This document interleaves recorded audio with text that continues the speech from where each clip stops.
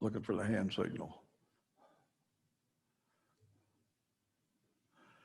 Good morning, everyone. My name is Harry Joseph Seese III. I was raised in a Catholic church, went to a very strict Catholic school for the first 2 years of my education. One of the things I remember most from those nuns is that they really insisted on the fact that we go to Catholic church every Sunday. You couldn't go to another church.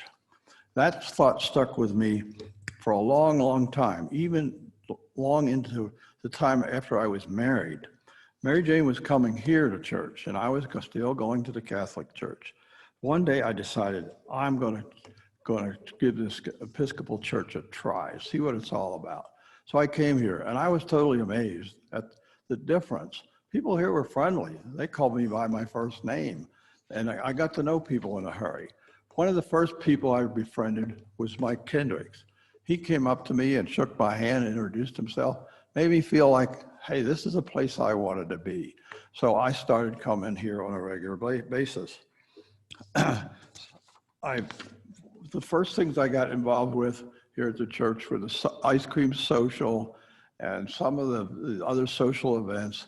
And also, because my grandkids were coming here, I got involved a little bit with the Sunday school. Sometime after that, Reverend Carol came to become our priest. She was determined to get me involved in more things going on here.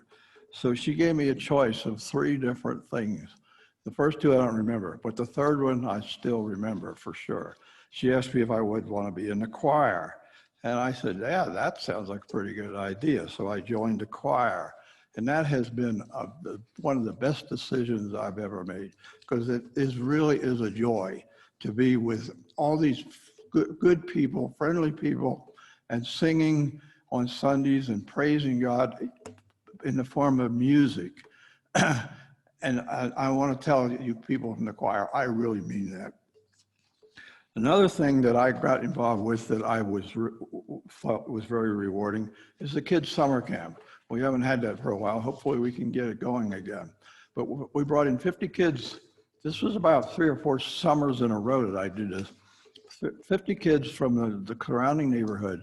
We played games with them and had a lot of fun, teaching them about religion, teaching them just really to get along with each other with that many people.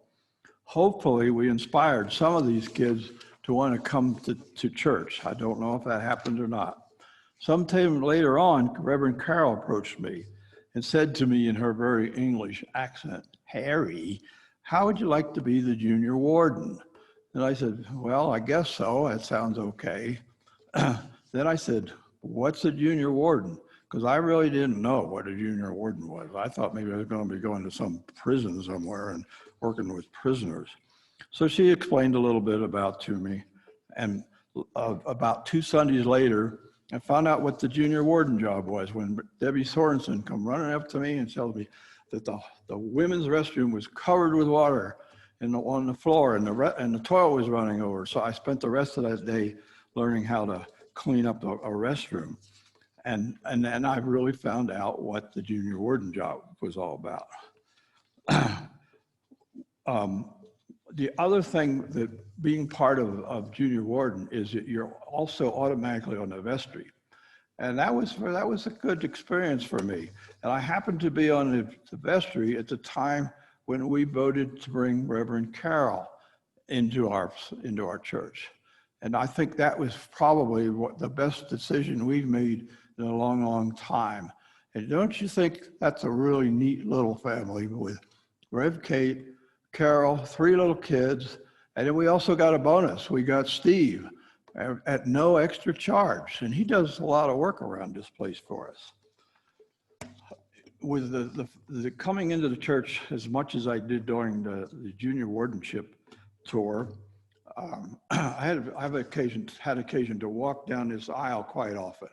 And the first thing I always saw was this cross up here with Jesus hanging on it. Now, we've always been taught that is the symbol for the fact that Jesus died on the cross for us and for our sins. But I also see that in another way. I see Jesus up there with his outstretched arms, beckoning to all of us to come to him, come to our church, and experience the things that go on in this church. Go out to the public, tell them about it. Tell them about the wonderful sermons that Reverend Kate and Father Doug preach, the beautiful music, the social life, the friendship, and all the great things about this church. And to let everyone know that here at St. Stephen's Episcopal Church, we really mean it when we say all are welcome. Thank you for your time. That was a little smoother.